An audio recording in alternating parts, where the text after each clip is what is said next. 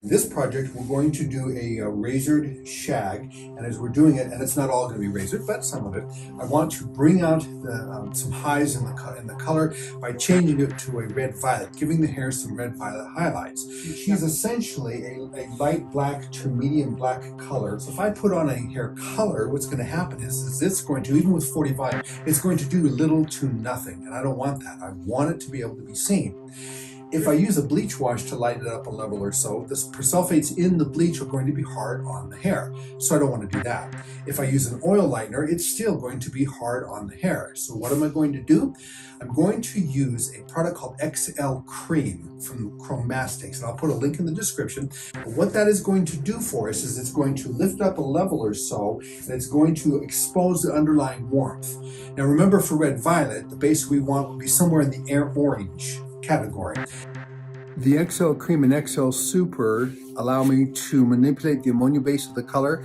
Both of them are a base that really has no tone, and so I can use them to simply break the base on even darker heads of hair, as you can see here.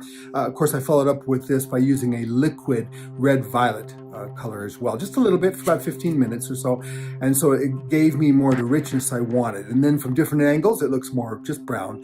Or straight on, as you saw just a second ago, it can look quite nice in red violet.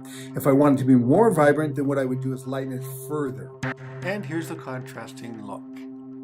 Next, we're going to start with the back, using the flat of the razor blade to select my length and add texture. Then refine it a little bit with the head of the razor or with the tip of the razor blade here in just a moment.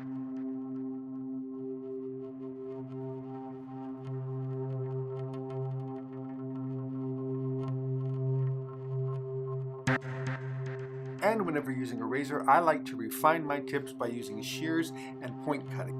Next, and you're going to have to customize this according to the thickness of the client, I then take the section going from the lower occipital, pull it out, and add my layer going approximately the last 6 inches. Now you can see where on the mannequin the hair is not that thick, so you do have to be careful about this part. For more dramatic effect, cut steeper or deeper in the section.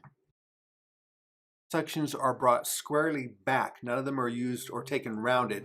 Rather, I'm bringing, as you can see here, straight back to me and parallel to the floor.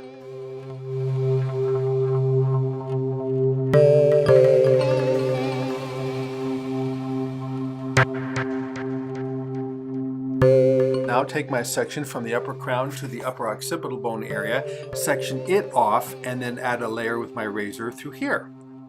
Again, if you want it to be more extreme, you would cut more off or a steeper angle, and if you want it to be less extreme, then you would just do a gentle removing of hair. This time, in this way, I'm doing it a little bit more gently.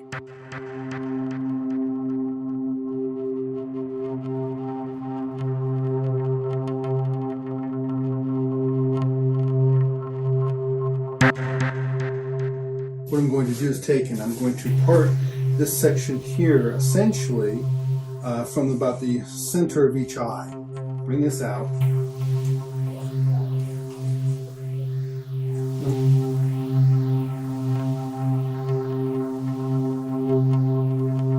Elevate this up.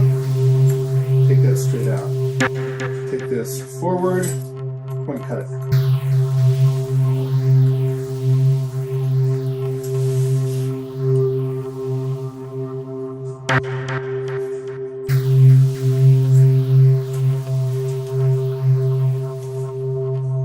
Now I'm going to take my section here and bring it over and to the tip of the nose here, elevate and cut,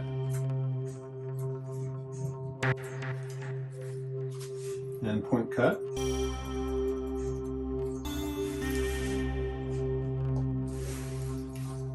drop, and grab even the next section, drop it down, elevate, cut, and point cut. Grab my center section again, refine it,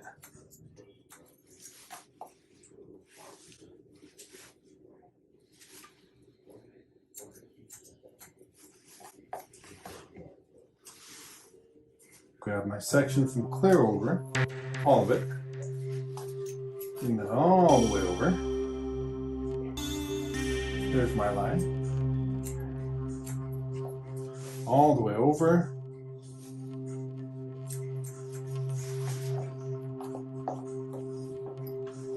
Now let's come in through here. Point cut to our length.